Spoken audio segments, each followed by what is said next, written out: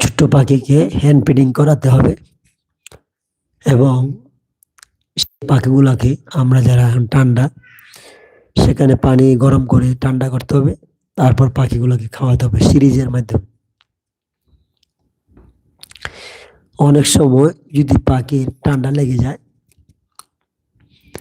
এবং সেগুলা জন্য আমি অনেক সময় দিয়ে থাকি প্রাকৃতিকভাবে 1 ফোঁটা মধু এবং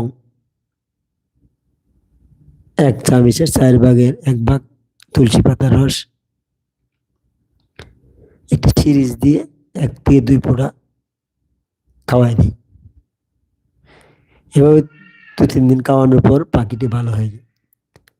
আর যদি বয়স্ক পাখির হয় তাহলে ডক্সি অ্যাভেট ঠান্ডার ওষুধ।